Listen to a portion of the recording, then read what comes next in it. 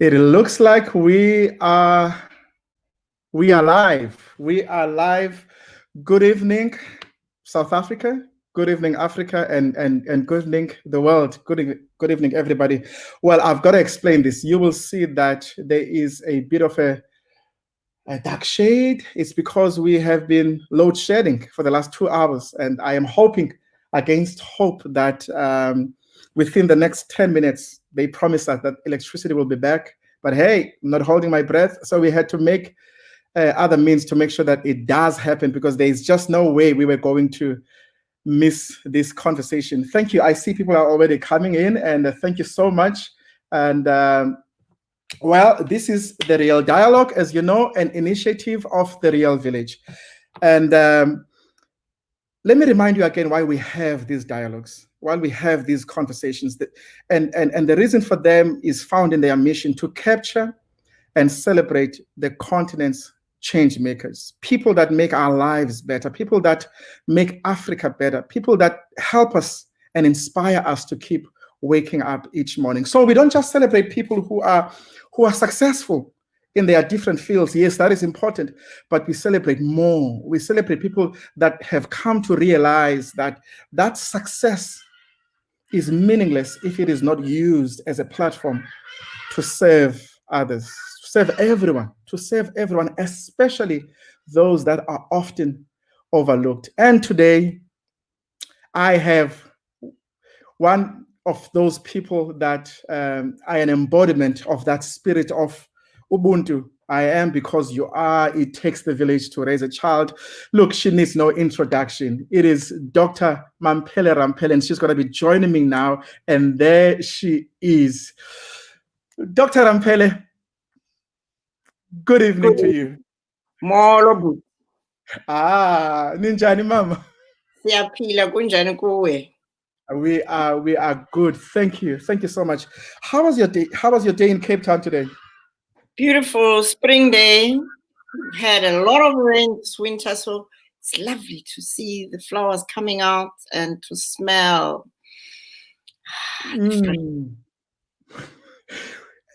Were you working? Busy?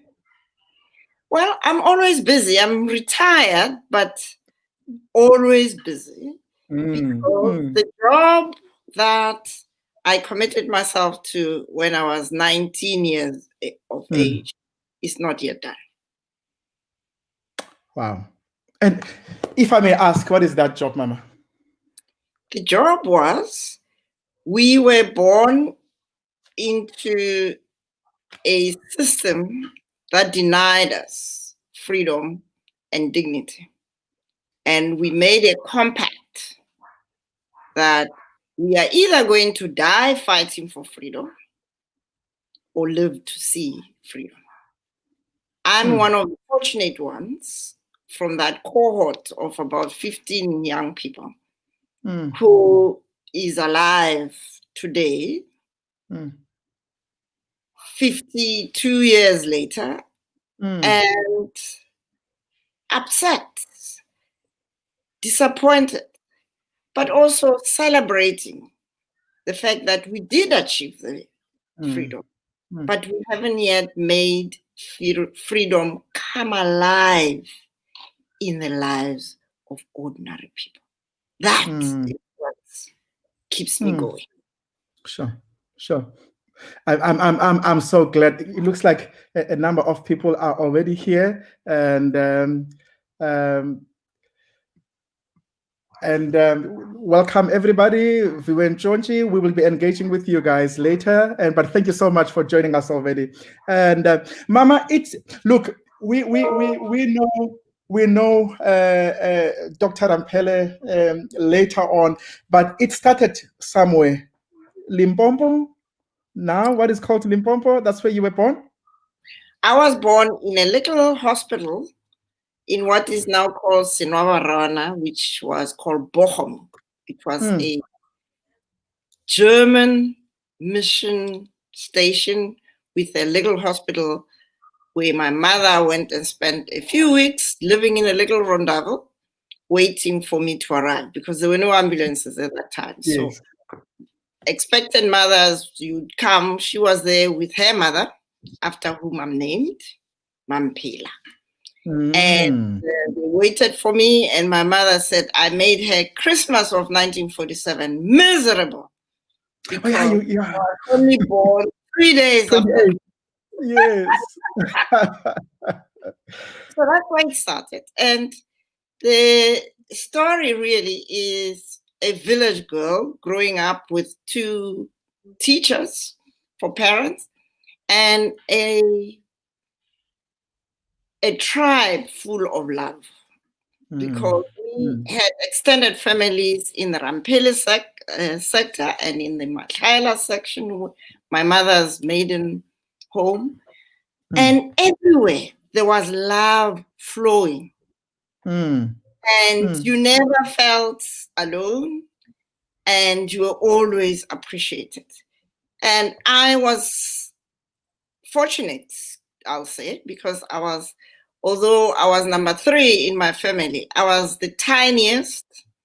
And so I kept close to my mother. So wherever my mother went, I was there. And so I had a very beautiful childhood, not wealthy, not poor, but we were comfortable. We were well fed, well housed, and surrounded by love. And so one thing that I knew, my body was not up to anything that could compete anywhere. But my father made me aware that I have a brain and my job is to use this brain. And he wasn't impressed with my being number 1 in the classroom. He said, forget that. Compete with yourself and tell me what happened to the marks that should have made 100%. And you are in this 90 or 80 or whatever. So that's how I was brought up, with very high expectations, surrounded by love, but discipline.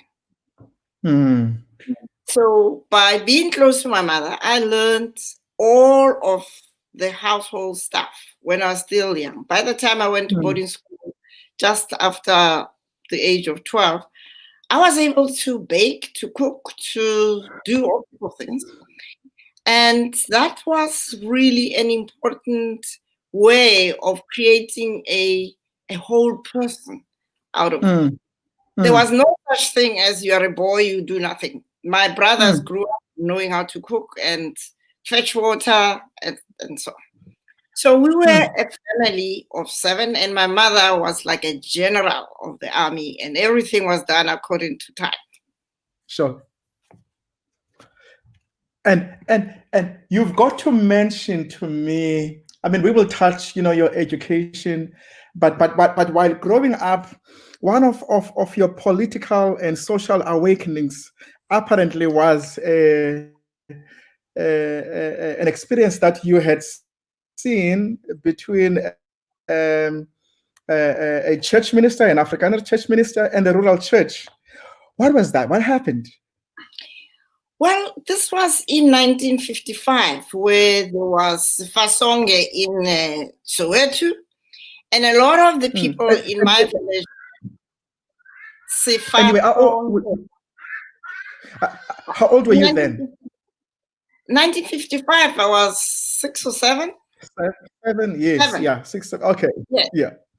And I was in Sabi, but I had, it came from being this tiny little child who's always close to my mom. I always knew what was going on because I listened to what the adults were. And sometimes they'll speak English and think that I won't hear. I'll run to my father's room and find the dictionary to check what is the meaning of this word they're using. Anyway, so what happened was there was an old lady who was living in a farm next to the mission station, which was a Dutch Reform mission station. And there was that thing of missionaries who regarded people who were not Christians as heathens. And these were people, our people were not heathens. Our people had a faith and a spiritual life, which was integrated with everything they did. So this old lady, one of her children lived at this mission station. So when she got ill, the daughter brought her to the mission station, and she died there. And of course, if your mother dies where you are, you're going to bury her. Sure. And the Germany says, no, we don't bury heathens in the graveyard of church people. So that sparked an almighty war of words, mainly. Sure. And because this village, most of the men worked in Johannesburg, they had the whiff of the freedom struggle of the time. And in Soweto, there was a party called SASO. Okay. So the people who then started fighting this Germany were called Bantu Bas Fasong. Sure. And of course, my father was the principal and my mother was the teacher. And at that time, my mother was expecting one of my younger brothers. So my dad decided this is not safe. And so he packed us off to his home and my mother to her home so that she would wait for the baby there and give birth there. So I then spent the next 6 or 8 months living with my grandparents in my father's homestead. But this Germany showed the worst racism you could imagine. And not only in this one incident. I mean, much later on in life, when I had finished my secondary school, and I wasn't going to be a teacher, even if you were to put a gun to my head. I was born of teachers, and I wanted something more exciting. So I was advised to go and do metric at Situtulwana High School, and I met the most incredible man there, who became my physical science teacher, Mr. Hoos. And so I went to the Germany to tell him that I'm going back to boarding school because we used to go and report. We are in, we are out, the kind of mentality. Anyway, I told him that this is now 65, end of 65, beginning of 65, that I'm going back to boarding school, I'm going to do my metric. And he said, what do you want to do? I said, well, I want to become a doctor. He said, you know, my daughter is only a nurse and she's a white person. And you think you can be a doctor? And by the way, he says, do you know your father is dying? I've never heard that. My father had been ill, but I didn't know he was dying. And this is how you talk to a child about a parent who has a fatal illness. My father had cancer of the esophagus, but I didn't know that. And so I could only hold back the tears. And as soon as I hit the road, I cried. But I made sure that I wiped my tears and look happy because I imagined my mother must be going through hell. And this man to just tell me in this manner, it's cruelty. Anyway, that made me even more determined. And of course, the issue, my dad was saying, okay, you want to be a doctor, that's fine. But you see, I'm ill. How are you going to pay for your fees? I said, the Lord will provide. This is now a little know-nothing child. And I just said to myself, something will turn up to take care of it. And it did. Absolutely did. I mean, it helped that I had something between my ears, and I was a top student in my secondary school, the top student in metric. So I was able to get bursaries, but I didn't even know how to apply for bursaries. In the village. So I just rocked up. First of all, I was late applying to medical school when I was in metric.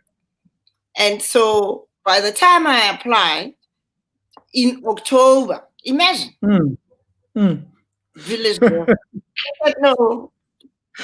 Village girl right there. Applications long close.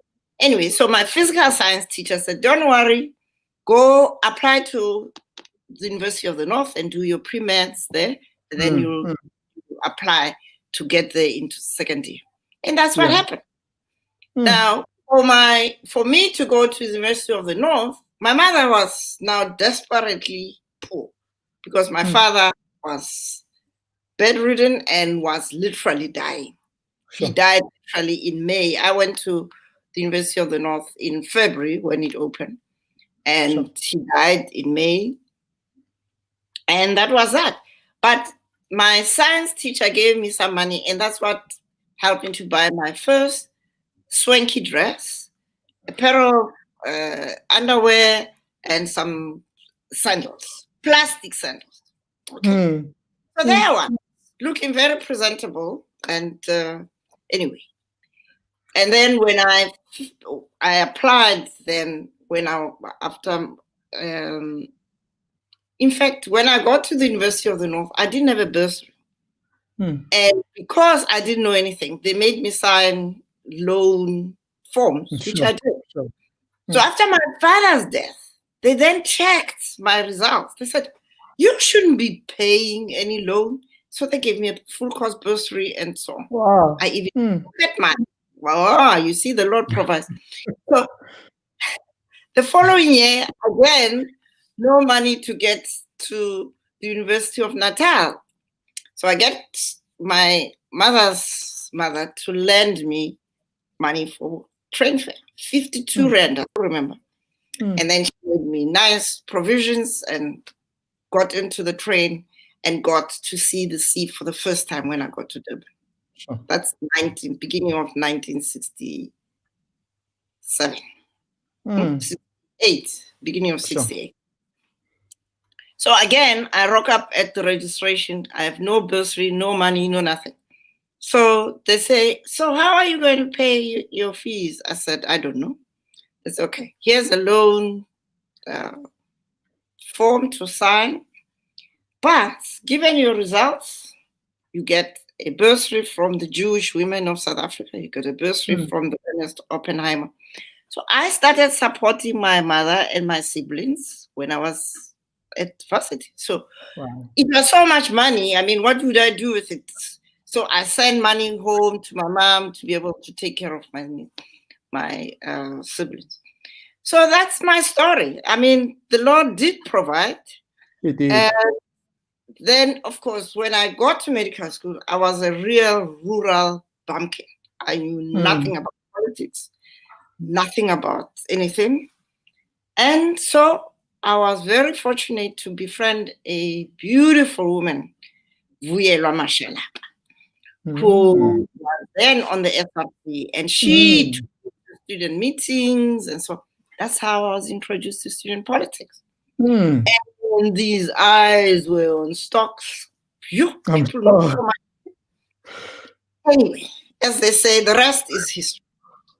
The rest is history. Look, you, and of course, student politics.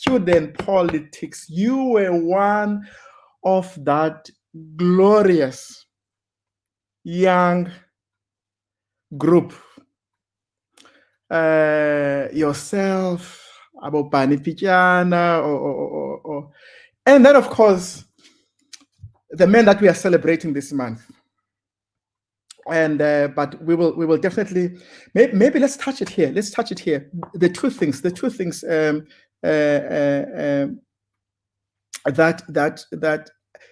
maybe is not so much on the open about you, but each time. In fact, the first time I met you was in a spiritual context, a Christian context, where you were there, John DeGrushi was there, and I was one of the young speakers, but it's in Cape Town. But there is something that people don't know about you, and that is your spirituality. And I mean, already it has come up, the Lord provide, and talk to me about that. Your faith. I grew up in a family where both my grandparents were evangelists. That's the whole thing in the Dutch Reformed Church. But because of this Dutch Reformed Church minister and my bad experience when I was in secondary school, I was at a school which was also a Dutch Reform Mission school, where they were feeding us like pigs, literally. Sure. I refused to eat that food, and fortunately, that ability to cook and so on, my mother and I used to make me provisions of rice, of biltong, rojo, machoja, so that I had an alternative diet. Sure. So when I became politically conscious, I threw away this nonsense of the Dutch Reform. But the spiritual thing is more than church. Church is something that was brought to this continent. I imbibed this spirituality from my great-grandmother, who died in her hundreds. She was our nanny when my parents were teaching and we were little toddlers who remained at home with her. And you see this old lady, she was exuding love, care, and everybody was treated with respect, whether they were strangers or with children or whatever. And of course, both my grandparents were very deeply spiritual people too. And it wasn't a church spirituality, it was a spirituality rooted in Ubuntu. So when we used to do something wrong, they wouldn't say, no, don't do that. They would say, Mutu hai diriviale. Yeah. So to be human is to be a spiritual being whose responsibility is self-respect, respect for others, and care for others because others also care for you. So that's where it came from.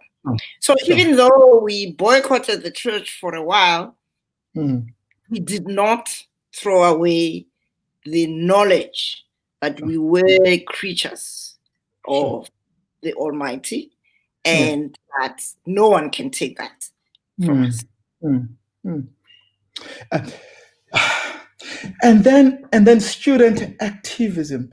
And before I was trying to structure these questions, and this one in particular was, does it apply to your youth or the work that you have done? But let me speak on youth activism, and of course the birth of Black consciousness, and then later on you meeting that fateful encounter with Steve Biko. Now, I've said this to you. Maybe let me say it now. One of the reasons I'm stammering is this. Many times when I speak about Steve Biko, I've said that to you. And when I speak about Steve Biko, I speak like everybody is doing. Like, Steve Biko, because I've seen him in books, and of course the pictures that are there have immortalized him as a young person.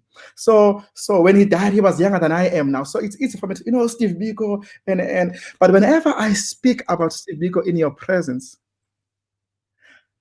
I can't help but say Utata, Ubabu Biko, because all of a sudden the context comes now, and you've told me that he was a year older than you. So all of a sudden now I get to realize that, hey, he was human, and he would be my father right now. And so yeah, but before we get there, so if you see me say Babu Biko, it's only because you are here. I'm having a conversation with you. Otherwise, other times when I quote him as if he's my contemporary. I think every young person does that. And now student politics and the birth of Black consciousness, you've got to talk to me about that, because this month, I think I've said to you, we are celebrating the legacy of Babu Biko. But talk to me about your initial encounter with the movement and the politics and what that meant for you. Well, the two are intertwined, because Black consciousness wasn't there when I got interested in student politics. We were the founders of the Black consciousness movement. Yeah. And it came about because Vuyela Mashalaba and Steve Biko were on the SRC of the University of Natal, then called the non-European section. Sure. We have a Sure. non-European. In Africa, non-European. Okay. Non-European section. What precipitated the formation of the Black Consciousness Movement was Steve Biko's horrible experience of betrayal by fellow students who were members of the National University Students of South Africa, NUSAS. Sure, yeah. They agreed that because the conference in 1968, or is it 1968, was to be held at Rose University. And they knew during the apartheid time that when they get there, they will take the white students to the residences and Black students will have to be put in somewhere. So they agreed that any attempt to do that, they must en masse walk out. Okay.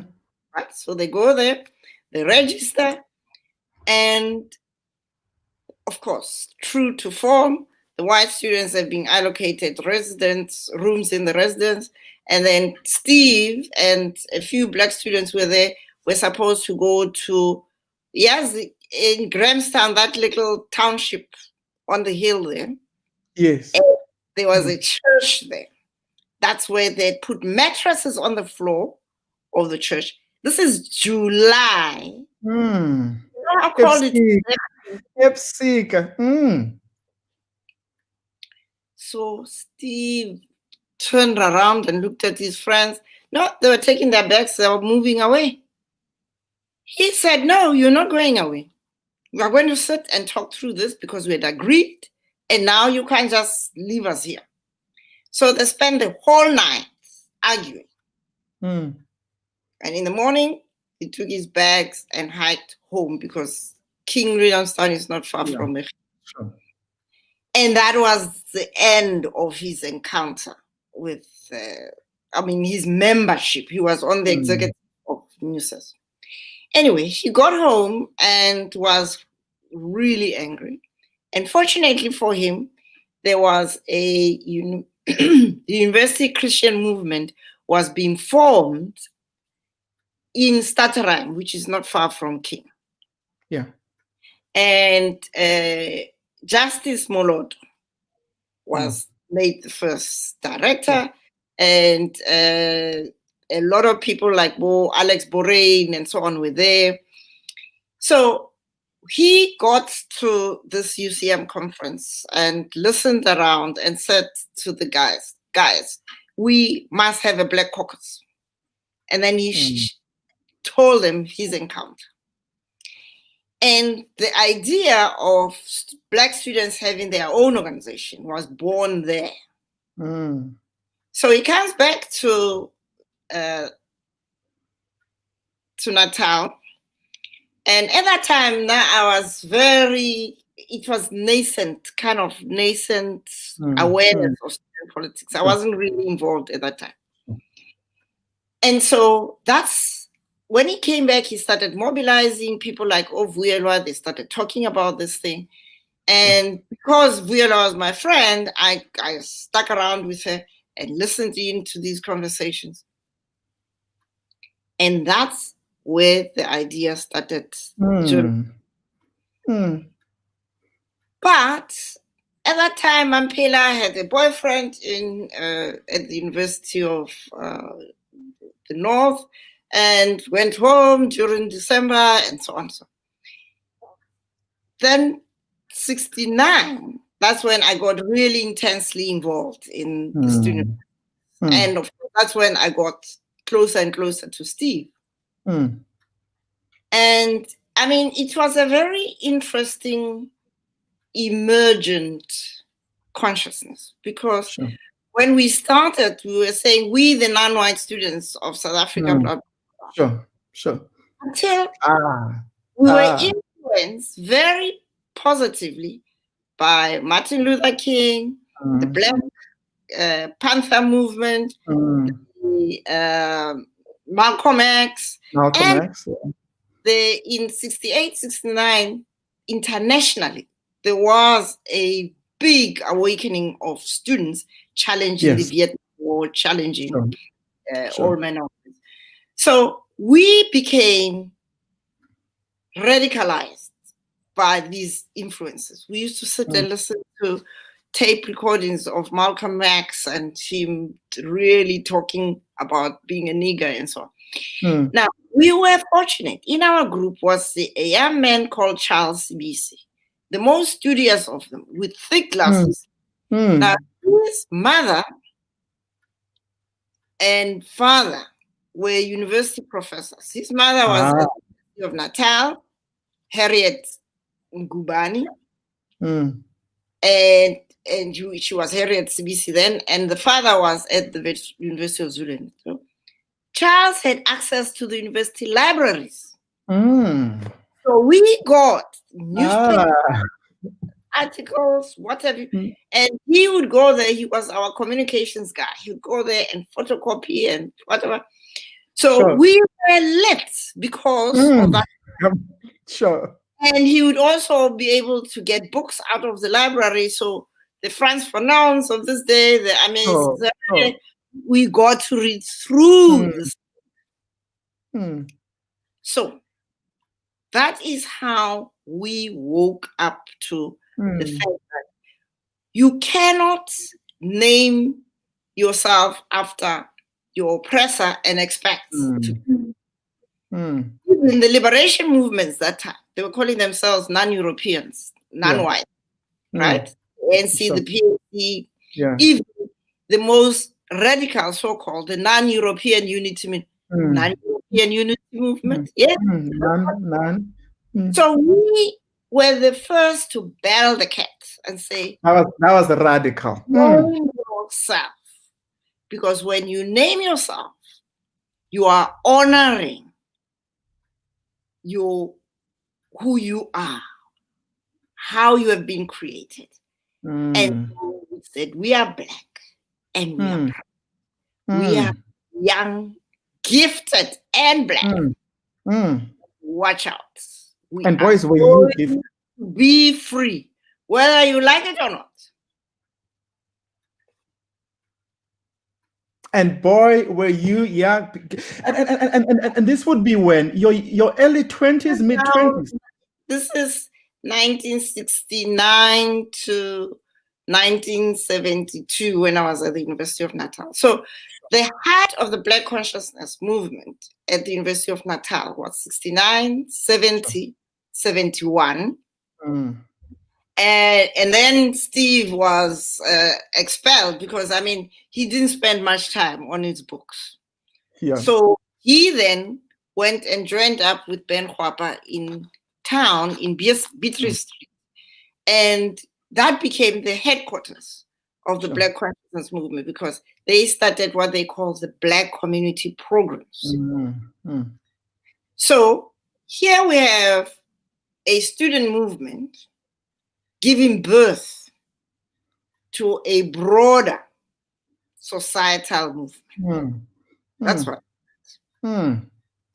But the other thing that happened is that each one of us who were very intensely involved in this founding of the Black consciousness movement got hooked. We established projects, even as we were students, we would go and work in Happy Valley, which was a poor area around where our residents, Alan Taylor resident, shared a border with the oil refinery in Durban. Now imagine, how could you put young people in that situation? And the only reason was that that was an all-army camp, and they wanted the cheapest way of housing Black students. Because white students were in Howard College, smelling the sea, we were smelling oil and inhaling soot. Yeah, petrochemicals. So it was clear that we were, even though we were students, we were being treated as second-class citizens. So we committed that, yes, we are students, but we are Black first and then students. And therefore, when we qualify, I was a doctor, but I was a Black person first and then a doctor. And I used my profession to continue the struggle. Sure. And that you did. Yeah.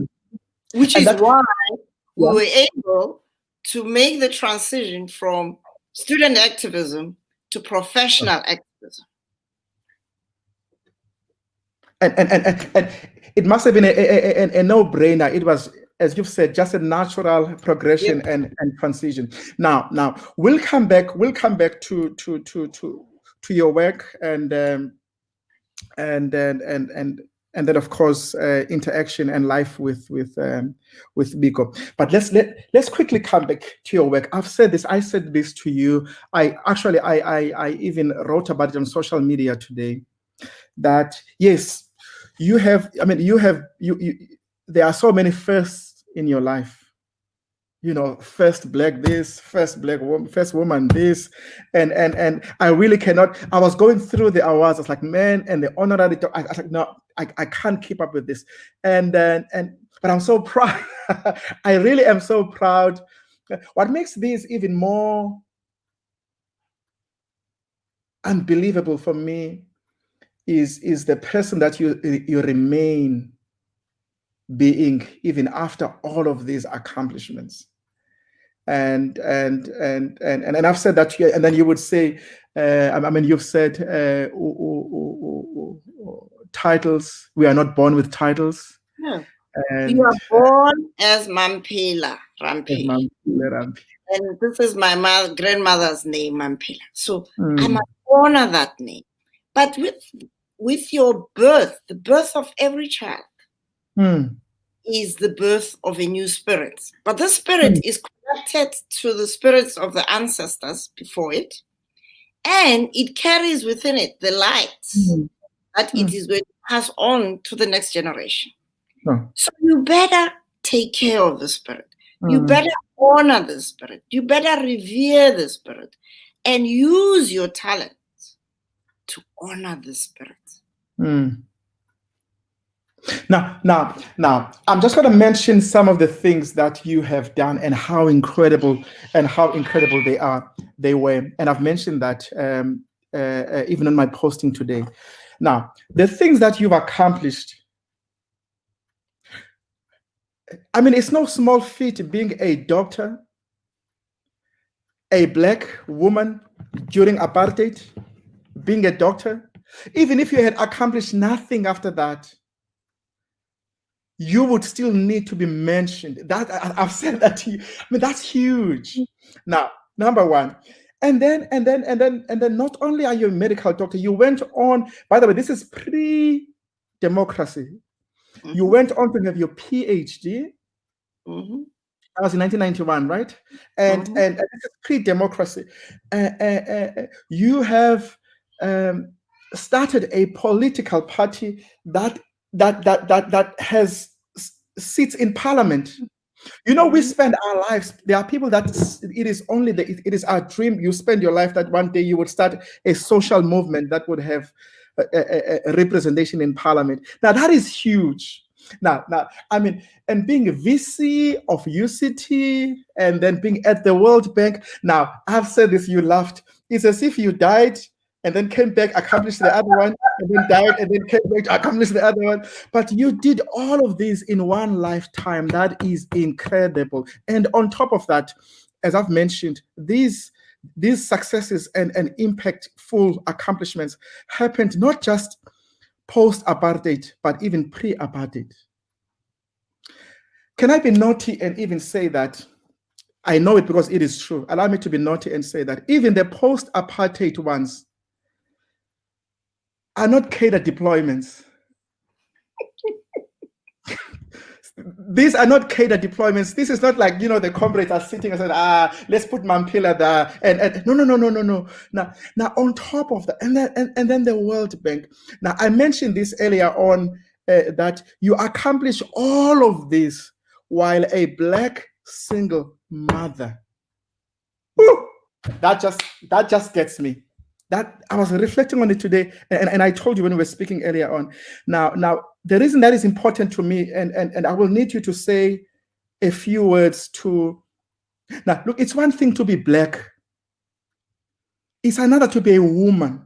I mean, being Black has got its challenges. Being a woman has got its challenges. Being a Black woman has got its challenges. Being a single mother and being a Black single mother and accomplish all of that.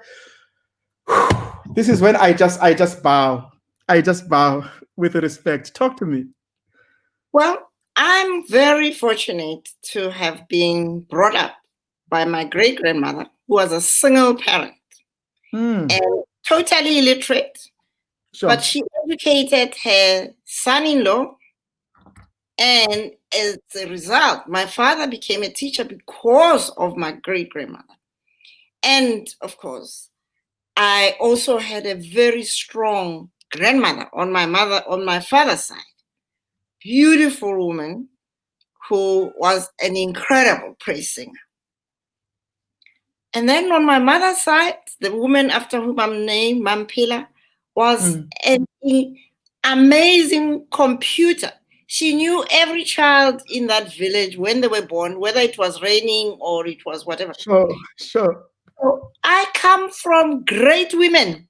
I had no choice but to make myself worthy of being a woman. Sure.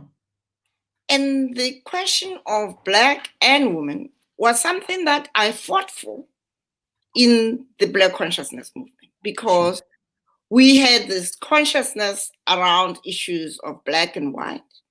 And then one day I said, guys, just let's stop and wait for it. Do you know that you can't divide me between the person who has to be free as a woman and the other who has to be free as a Black person? I come as all women, all Black, and freedom is indivisible. Sure. I was told, you are going to divide the struggle. I said, well, divide me first if you don't want to deal with this. But fortunately, at the time, there were powerful women who joined this, including Vuela Mashalaba and others who Onom Sisi Krai and Deborah Machoba from other parts of the country. And we made it very clear. We are not here as a women's league. No, we are leaders of this movement. Sure. So that kind of preparation from my strong motherly and grandmotherly side, and of course, my consciousness of myself as a person. And I didn't choose to be a single parent. When people kill your beloved, and I was grateful that the ancestors and the Creator made sure that he leaves his legacy. And so there was no question that I was going to have to be Mamphela, the doctor, the mother, the provider, and the freedom fighter. Sure. And fortunately, this is the beauty of Africa. My mother resigned from teaching. She was towards the end of her teaching career and came to stay with me to help me raise my son. Wow. And, there's no such thing as a single woman. You are part of a village that helps you raise your children. I love that. Oh, man. Ooh, okay. Thank you for that. Thank you for that. Thank you for that. Thank you for that. I really appreciate that. That's one of my takes from this conversation. Maybe let's just engage with some of a couple of people. Okay. Somebody, the academic powerhouse, and then somebody else says, this was before the internet and TV. How did you get the news? Now, during your student activism? So Vibam Chonchi is asking. Well, the news, as I said, we had Charles Sibisi, who was our newsman. So he was able to listen to BBC. He on radio. He used to get newspapers from his mother's university library and books from there. And of course, you can never or underestimate the underground. The underground was always there. Sure. And so sooner or later, we got to know who's got what information where. And yeah, it's really amazing when there is determination. You cannot hold captive a spirit or spirits that are determined to be free. And then another one says, this is Toka Mushesh, your pirated access to intellectual materials helped birth the movement. Does this not suggest that educational information should be made as cheaply or freely accessible to all? Your thoughts, Doctor? Absolutely. You know, one of the things that has disappointed me bitterly about post-1994 is our inability to provide high-quality education for every child. Because I wasn't born in a rich family, but I had high-quality education taught in primary school by my mother and father, and in secondary school by teachers who many of them were members of the National Party, but they taught high-quality education. And in fact, my science teacher was a member of the National Party. He even carried the lapel, but he cared about teaching, right? Today, one of the biggest failings of post-1994 is the education system.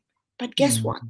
There are people who are creating models of success in the midst of this failure. We have the Leap School system, which has turned that life orientation program or curriculum, which many schools use it as a free period. Sure. For them, that's the consciousness raising period. Sure. So the founder of Leap Schools, John Gilmore, is a friend of mine. I'm a patron of the school. And they produce the best results, 90% pass rates every year. From Slot, from Philippi, from Jennifer's, from Harangu. We're not talking rich people, right? Why? Because if you liberate the spirit of every child and build their self-confidence, there is no such thing that umntana akakwazi uyenza i-maths. Njani? We are the ones, Africa was the one that developed the first mathematical formulae, and the Greeks have plagiarized the Egyptian priests, who are not the current Arabs. The Egyptian priests were as dark as my hair.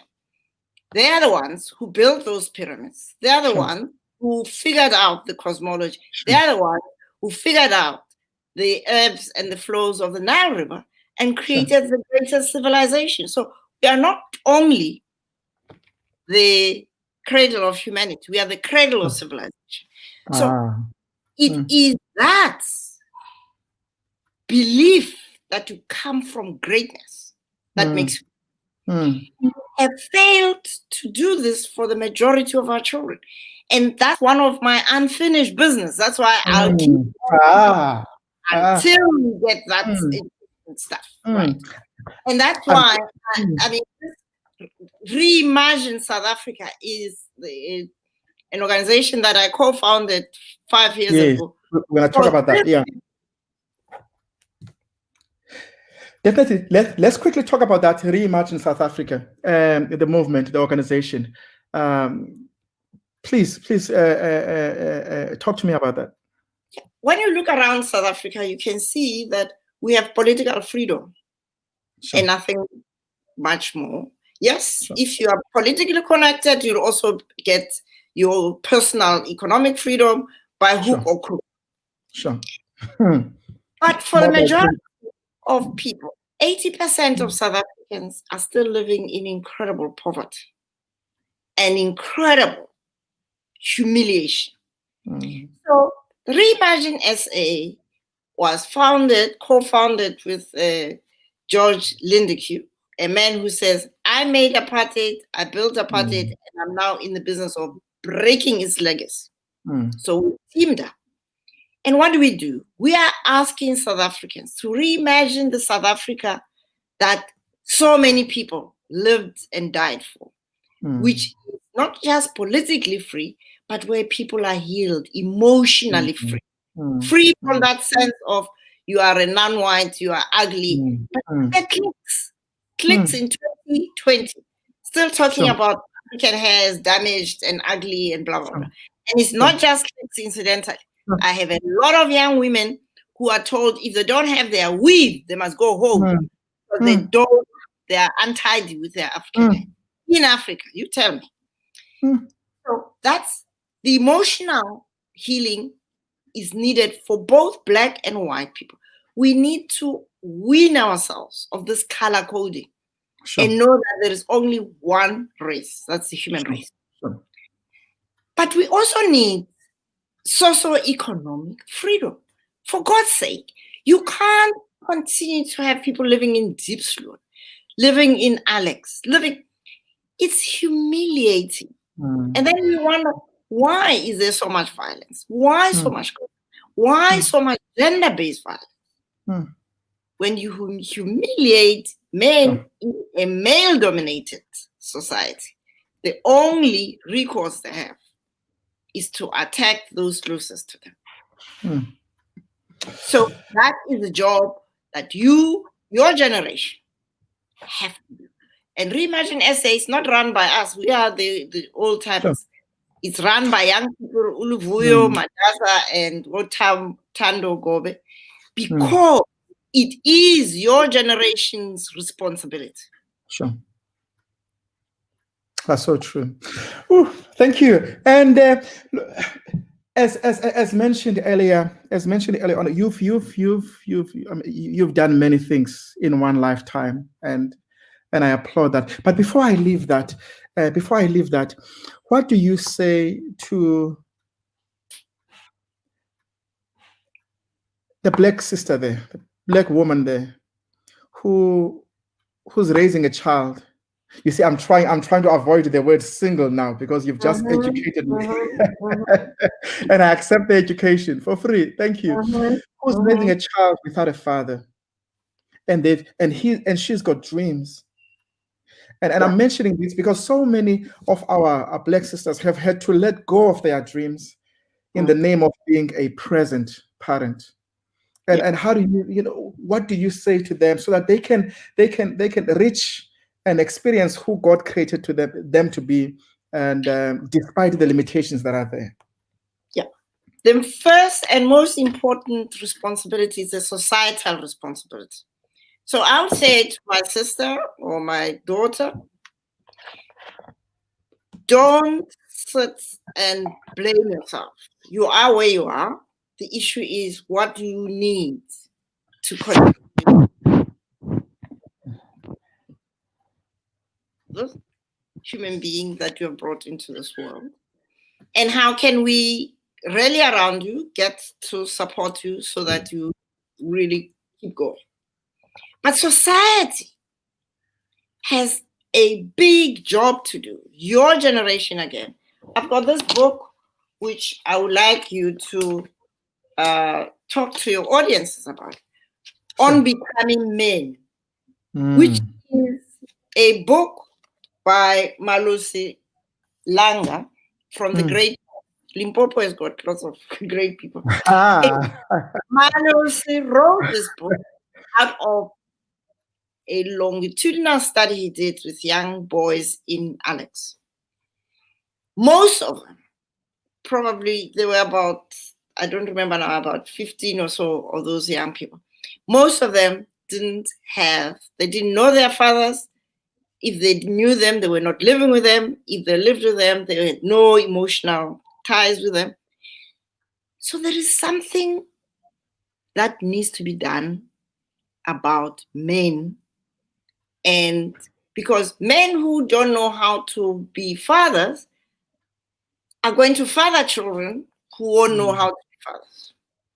So we need to work on this issue of how do we, this village must not only raise strong women, it must raise strong young men so that they can take their responsibility. Because one of the beauties about being a human being is that there is the male and the female, and if you work together, you complement your strengths. Sure. And now, I don't know where the time went, but there are a couple of questions I cannot end this conversation without going into. As mentioned, that this month, I mean, last month, we on the Real Dialogue, the theme was women. You know, it was Women Special Edition, and I told you about it incidentally. The last speaker for the month was Prof. Pakeng Mamphela, and boy, did she give a glowing tribute to you and how you have contributed to her rise and the work that she does. And she did. And of course, this month we are reflecting on the legacy of Ubabo Biko. I've never been referring to him I only do this in your presence. And Utatu Biko. Now, I mean, you know him. What do you think would be his message to my generation today?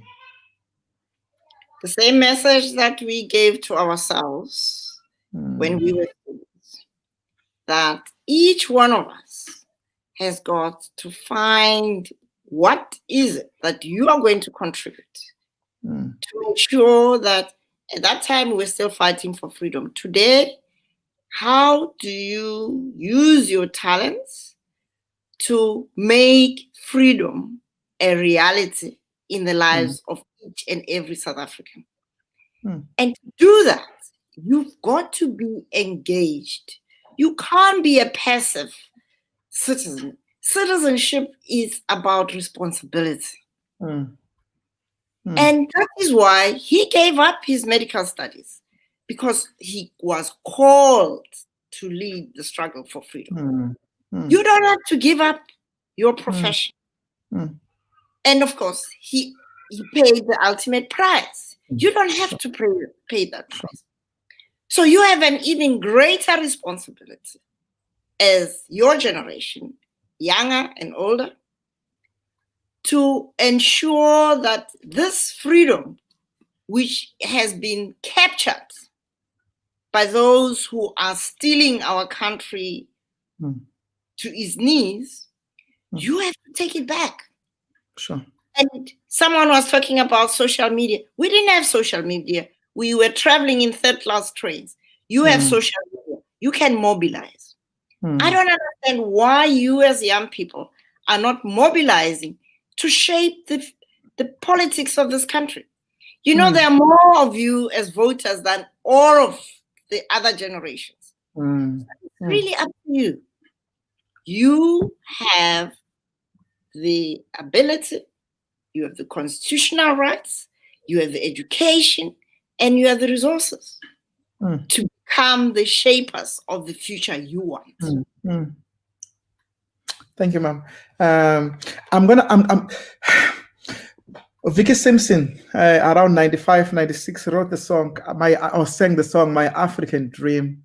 Yes. And of course, I mean, you know my connection between Black consciousness and Pan-Africanism, and it's so easy to concentrate exclusively to South Africa, almost outside of the rest of the continent. Tell me, what's your African dream?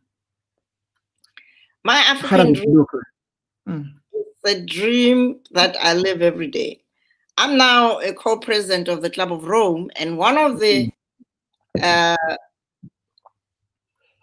mobilization processes we are busy with right now, we have produced a framing document because we want Africa to bring its voice to world affairs, not as South Africa or as Ghana, as Africa. And not there to say, well, we too can do. No, no, no. We are not in the mimicry.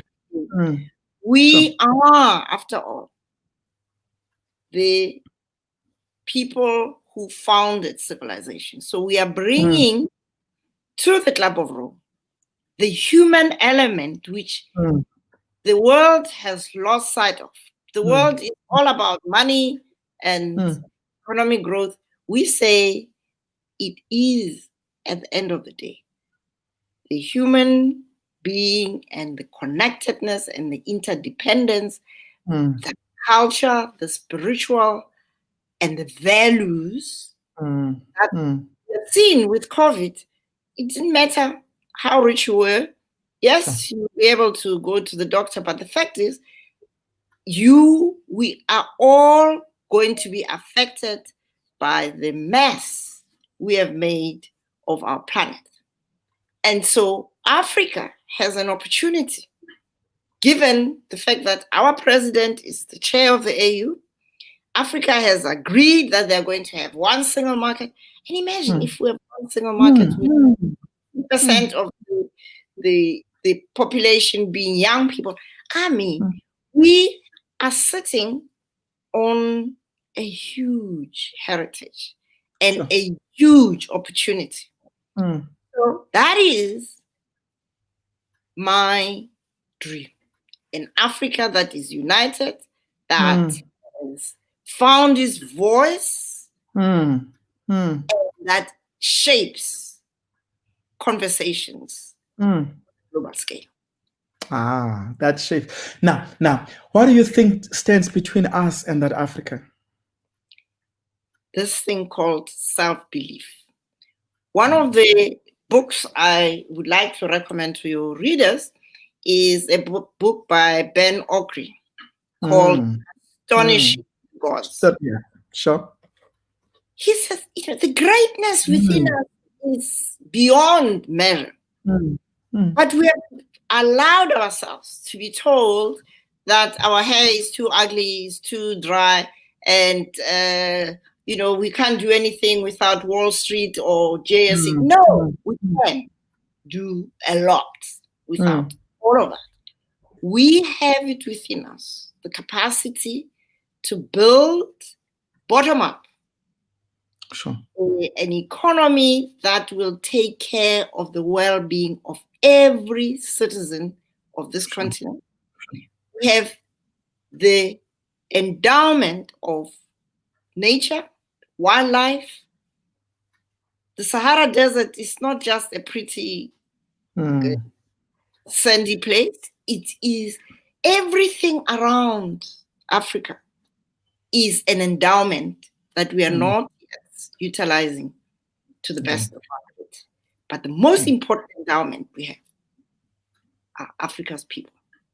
That is why education, self-liberating education, is the most important. So this consciousness is no longer just Black consciousness. Now it is national consciousness, human consciousness about the multiple talents we have, which we need to nurture and offer them as a gift. Sure. Now tell me, there seems to be many strands of what you guys started today, of so many things that are happening that are called, many things that are done in the name of Black consciousness, and many people that have given themselves the right to be the voice of Black consciousness today.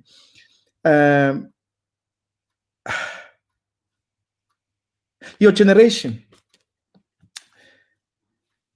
do you think we are doing a fair representation of what you guys had in mind, particularly those that call themselves Black consciousness proponents? I don't spend too much time worrying about what people call themselves. Sure. I spend a lot of time working with those who are prepared to explore together. Because any idea that simply replicates what happened 50 years ago, it's a poor idea. In post-1994 South Africa, we still have racism, yes. And it is important to talk about white privilege and to talk about Black inferiority complex. And we need to shed that and assume our persona, the richness of what it is to be an African. And so my sadness is that people spend a lot of time worrying about who is the authentic representation. They're not interested in your authenticity. You want to see the fruits of your ideas. I love that. I love that. And you know, now let me say this. One of the things I love, if you want to know, if you were to ask me, one of the things I loved about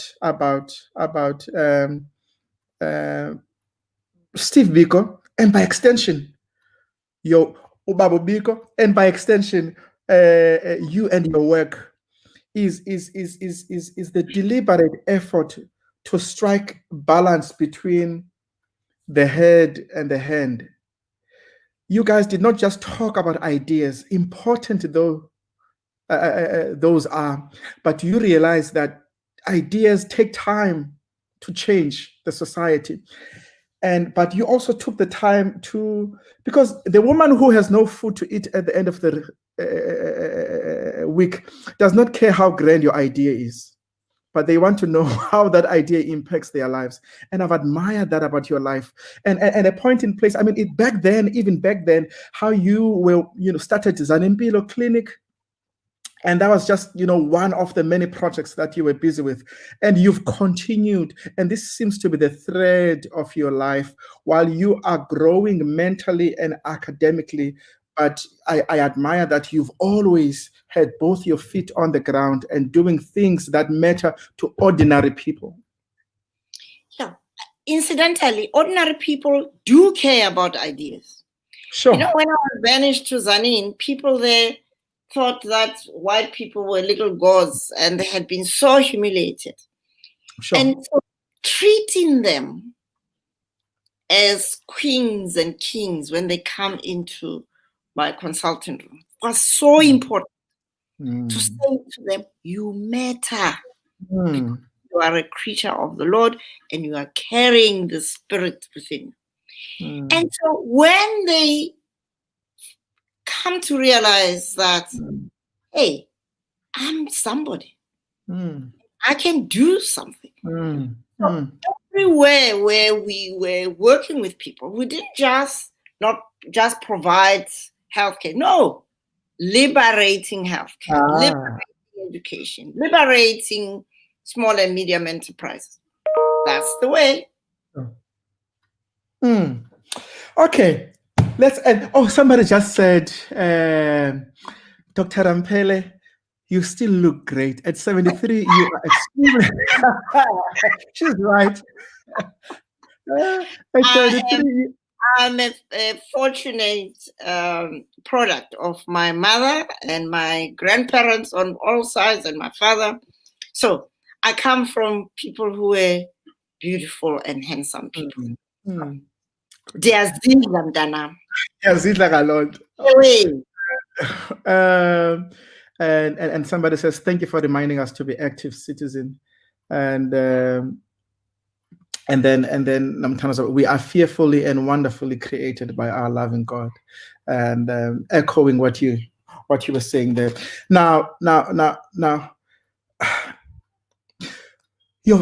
it takes the village to raise a child, and you've touched others, but what are some of those people that have provided that village for you? Of course, there must be many people, but I think there are some people that you would want to mention, perhaps.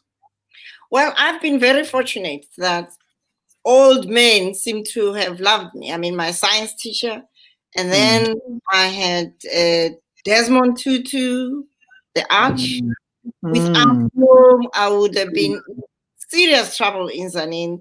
He helped me to raise the money after I was dumped by the World University Service because I was not an ANC person. And they, having promised me funding, they then withdrew. And he raised the money and came to open the clinic in Tzaneen. Then I had Father Ted King, to whom I have the Archbishop to thank, when I was exhausted spiritually and mentally, because having got to know Madiba in jail and having talked, and I had my spirits high, and he was freed in 1990, and I could just see things going south. And all of the worst nightmares were looming large. And I got a depression. So Father Ted King got me out of that depression. And I remained a loved daughter by Madiba from the first in 1988 up to the time he died. He was my father and a loving father. Sure. And there's no need for, and that he was, and we celebrate him, and that he was. And of course, I mean, there's not even a need for me to ask this question, but I can give you, because the other side of this coin would be, there are a lot of people to whom you've been a village. And like I said last week, Mamphela spoke, for a while about how of a villager you have been to her, and through your work, actually, it would seem that your work has been a work of service to humanity. In all the work that you have done, is there one that stands out for you that you say, you know what, this one, Sibuyile, just stands out for me?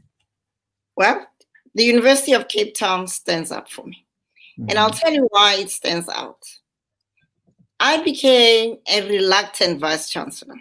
And it was Madiba again. He said, when I'm Mamphela, you're stubborn. You're going to become this vice. So I had to do it. And having decided that I have to do it, I had to do the best of it. And I have to say to you that the joy of being able to take an organization which was white, male-dominated, and point it in the direction of being a world-class African university was a massive job, 18-hour job, 18 hours a day job. But I loved it because I was supported by very committed professors who were mainly male, mainly white. And of course, I loved the students, and we had a love-hate relationship at the beginning because they thought I was too tough. I said, if you don't tough it out, you're going to end up in trouble. You have much more reserve in you, and if I lower my expectations of you, you're not going to be anything. And so we were the first university to debar sexual harassment and racial harassment and all of those things. So I love the fact that every day I woke up, I knew I was going to make history at UCT. And not because of me, but all it took is to enable a professor who was doing a good job, enable a student who was struggling to actually find their feet, enable a person who was a security guard to see joy in their work. So that, for me, the work at UCT was the most meaningful. The work at the World Bank was the most expanding of my horizons. I'm sure. Because having been brought up in a village to end up now with the globe as my village. So. Okay. Last fives. We've gone way past the hour. Man, I wish I could go for 5 hours. I know. But I need to ask you this. Your favorite African destination? Is the Victoria Falls on the Zambezi side. Ah. I love it. Mm, mm. So that I can go to anytime. I understand. I completely understand. Beautiful. Absolutely. I completely understand. And your favorite dish doesn't have to be African, but your favorite dish? Malamoho Dugati. Malamoho. I understand. And are you a music person? Your favorite song, or even album, or even artist? Well, I come from a family of singers. My voice is terrible, but I love music. I love classical music. Sure. I love horror music. Okay. And my dad was a composer and a conductor. And my mother had a soprano to kill for. But my voice, you can hear. Miss those genes. I do what?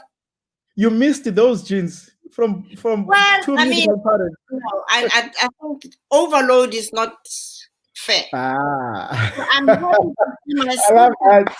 Beautiful singer. So I love the fact that I have access to beautiful music. I don't have to be a singer.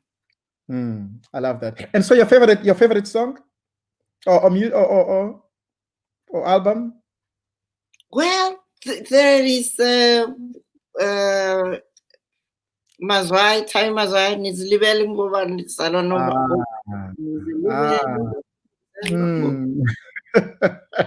Beautiful song, a beautiful song. Beautiful song, definitely. And what are you currently reading? And any of your favorite books of all time? Well, I read so many books at the same time, so don't ask me what am I currently reading. But a book that I would recommend for your age group is this one by my son, Africa Reimagine. We have to speak about that. Yes, and of course, I've shown you Malusi's book. But yes. I'm also a great admirer of Thomas Merton, The Seven-Story Mountain. Yeah, sure. And then lastly, your favorite quote or mantra you always remind yourself or that you live by? Wow. That you can always rise above anything if you don't give up. Because we underestimate the well of energy, creativity, intuitiveness, which is there inside us. And when things are tough, just say, girl, you gotta get out of this one. Mama Ramphele, enkosi kakhulu man. Thank you, Butwa. Uyintsikelelo kwelizwe. Ndiyakuthanda, and I know I'm not the only one. This world is a better place because you are here. And thank you. I'm grateful for that fateful encounter as well, and with Ubaba Biko.